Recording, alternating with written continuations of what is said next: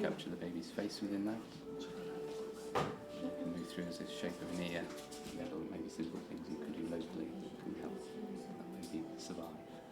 Going along a bumpy road for a full day, finding that it was unnecessary. So that's the aim.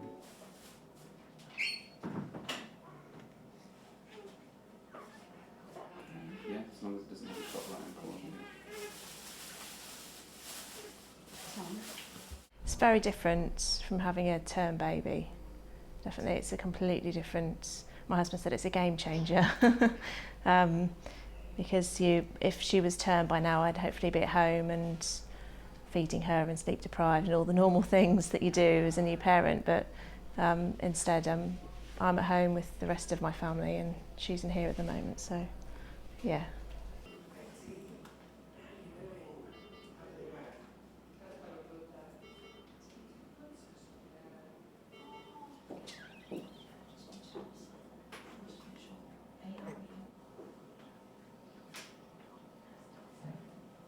What we want to do is to gauge within about a week or so of their gestation how many weeks they are, and that has important implications. So, for example, a baby doesn't learn to suck from the breast until they're about 34 weeks gestation, and so having an understanding that that baby is maybe a few weeks before that will give you an idea about how that baby might be able to be fed, and that's really a good example of how the app might be used. But also it can pinpoint you to what hygiene the baby might need in order to protect it from infection, how to keep the baby warm, and whether it's worth the 2-day trip down to the local health facility in order to receive more specialist care.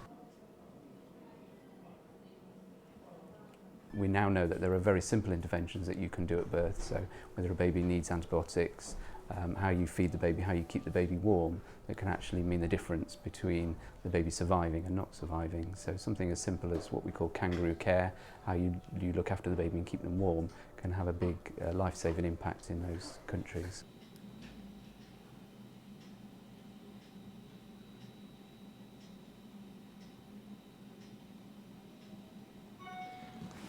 It's created to crowdsource as much data of as many babies as we possibly can, to then in the end create the app that will automatically detect how old a baby is in terms of gestational age.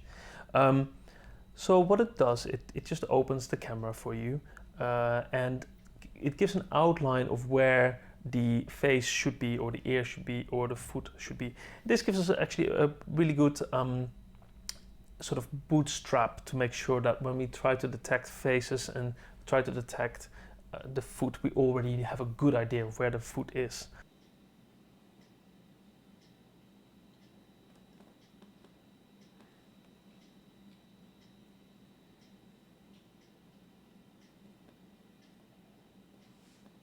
How many lines and crevices there are in the baby's foot, and this really varies or depends on the age of the baby. So we're very interested in determining how far developed the ear is, because the actual shape of the ear changes in the different developmental stages in uterus. And the same thing holds for the face actually. The facial features, especially the nose and the eyes, they changed quite drastically in the last months in the womb.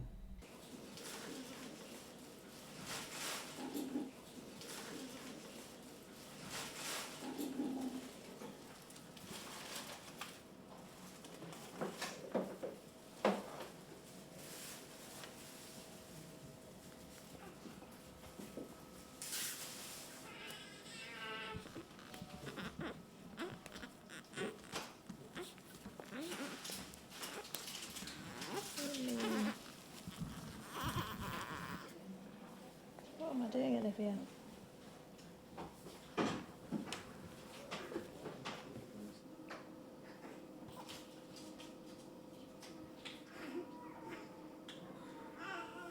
Often babies who are born very premature in those settings, we've got no idea if they don't survive how many babies are born in those areas. We've just got estimates, And so actually what we could do is we could use information from the smartphone that could be uploaded to a central database, tell us where the pockets of prematurity are, and allow us then to think about interventions. So the World Health Organization or United Nations could then target that particular population, knowing that it's got a problem with very premature babies, and improve the care of both the mum during pregnancy and the baby subsequently after.